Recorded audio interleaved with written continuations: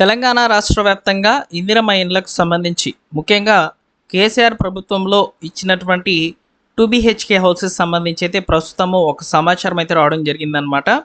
So LT లబ్ధిదారులకు ఊరట కలిగించే విధంగా ఇందిరమ్మ ఇండ్లకు సంబంధించిన సమాచారం అయితే భావించవచ్చు.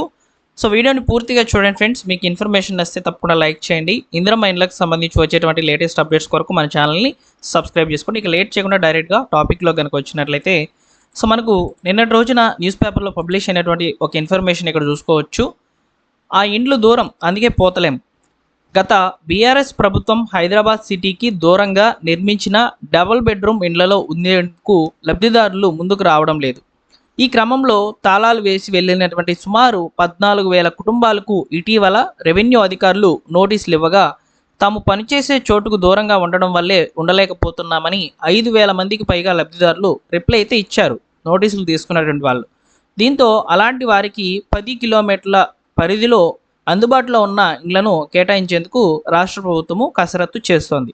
గత ప్రభుత్వ సిటీలోని పేదల కోసం ఔటర్ రింగ్ రోడ్ సమీపంలో కొల్లూరు, రాంపల్లి, మహేశ్వరం, కుతుబ్లాపూర్ సో ఇలాంటి వాటిల్లో వచ్చేసి డబల్ ఇండ్లకు శాంక్షన్ చేసిన విషయము అందరికీ కూడా తెలిసింది.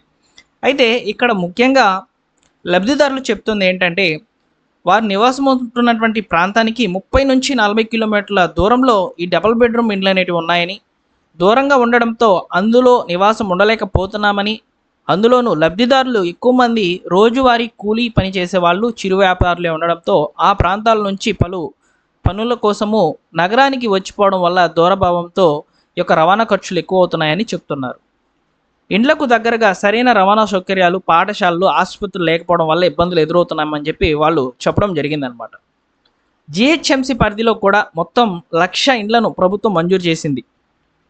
ఇందులో 2023 డిసెంబర్ నాటికి 70,000 ఇండ్లు పూర్తి కాగా సుమారు 40,000 ఇండ్లు లబ్ధిదారులకైతే కేటాయించారు. వీరిలోనూ 14,000 మంది ఇండ్లలో ఉండడం లేదు. ఏండ్లు గడుస్తున్న ప్రభుత్వం కేటాయించిన ఇండ్లలో ఉండలేకపోవడం వల్ల ఆయా లబ్ధిదారులకు నోటీసులు ఇచ్చినటువంటి రెవెన్యూ శాఖ సో వారి దగ్గర నుంచి రిప్లైస్ కూడా తీసుకొని సో ఈ విధంగా అయితే స్పందిస్తున్నారని చెప్పి ప్రభుత్వానికి అయితే చెప్తుంది. దీని మీద ప్రభుత్వం ఎలా రెస్పాండ్ అవుతుందంటే, గత ప్రభుత్వ హయాంలో డబుల్ బెడ్రూమ్ ఇండ్ల కేటాయింపులో అధికారులు, ప్రజాప్రతినిధులు ఇష్టానురాజ్యంగా వ్యవహరించారు. అక్కడి వారికి ఇక్కడ వారికి అక్కడ ఇండ్లు కేటాయించడంతో దూరభావం వల్ల ఎక్కువ మంది కూడా లబ్ధిదారులు ఉండలేనటువంటి పరిస్థితులు అయితే ప్రజెంట్ వచ్చి ఉన్నాయి. తాజా లబ్ధిదారుల అభ్యంతరాల నేపథ్యంలో ప్రభుత్వం వీరిని 10 కిలోమీటర్ల పరిధిలో ఉండేటువంటి డబుల్ బెడ్రూమ్ ఇండ్ల కాలనీల్లో సర్దుబాటు చేయాలని చూస్తోంది. ఆ మేరకు 14,000 మంది నుంచి సమాధానం వచ్చాక లిస్టు తయారు చేసి సర్దుబాటుకు చర్యలు తీసుకునే వీలుందని ఓ అధికారి ఈ ఇన్ఫర్మేషన్ అయితే చెప్పారనమాట. సో ఎవరైతే L2లో ఉన్నటువంటి లబ్ధిదారులు అయితే ఉన్నారో ఇందిరమ్మ ఇండ్లో చెకింగ్ చేసుకున్నప్పుడు L2 లబ్ధిదారులని వచ్చి ఉంటుంది కదా, సో వాళ్ళకి సంబంధించి ఇక్కడ పూర్తిగా ఒకే ఒక పాయింట్లో చెప్పాలంటే ఈ డబుల్ బెడ్రూమ్ ఇండ్లు అనేటివి మీకు ఖాళీలు అయితే ఉంటాయి కదా, వాటినే శాంక్షన్ చేస్తామని చెప్పి ప్రభుత్వం చెప్తుంది కదా. అయితే ఇక్కడ ఖాళీలు ఉన్నటువంటి వాళ్ళకి నోటీసులు అనేవి పంపించారు. నోటీసులు పంపించడమే కాకుండా వారి నుంచి రిప్లైస్ కూడా తీసుకుంటున్నారనమాట.